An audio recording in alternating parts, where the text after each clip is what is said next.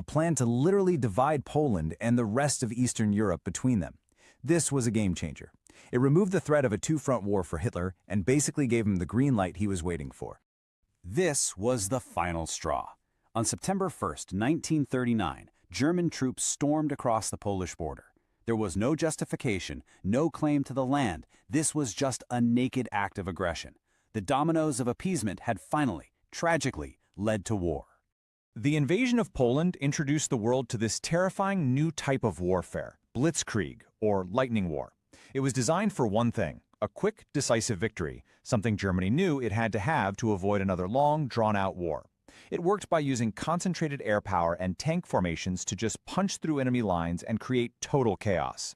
And the key takeaway here is the incredible contrast. The Polish army, and the French army for that matter, were still thinking in terms of World War I, static trenches. Blitzkrieg made that entire defensive mindset totally obsolete, practically overnight. The Polish army was crushed in less than a month. So, 2 days after the invasion, Britain and France issued an ultimatum: get out of Poland or face war. Hitler refused, and on September 3rd, the wider European conflict that would become the Second World War officially began. But, as everyone was about to find out, declaring war and actually fighting a war are two very different things. Hitler turned his armies west, and the speed of what happened next absolutely stunned the world. You see, France had spent a fortune building the Maginot Line, this massive chain of fortifications on its border with Germany. And Hitler?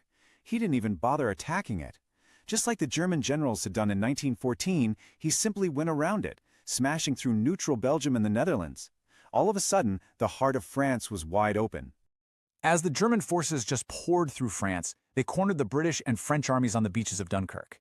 Capture seemed inevitable. It looked like it was all over. But then, in this moment of heroic improvisation called Operation Dynamo, a massive fleet of military ships and civilian boats, fishing boats, yachts, you name it, crossed the English Channel and rescued a staggering 338,000 soldiers. Dunkirk was a miracle, for sure, but it was a miracle born from a catastrophic defeat. As France was crumbling, Britain got a new prime minister, Winston Churchill, and he offered no false hope. He told the British people the blunt, honest truth about the fight that was ahead of them, now that they were almost completely on their own. And just like that, it was over. In only 46 days, Hitler had done what the Kaiser couldn't do in 4 years. France had fallen, Nazi Germany was now the master of continental Europe. Britain truly did stand alone.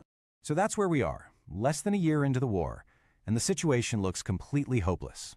The aggressors are winning, democracy has been wiped off the map across the continent, and the path forward is just dark. The real fight was only just beginning.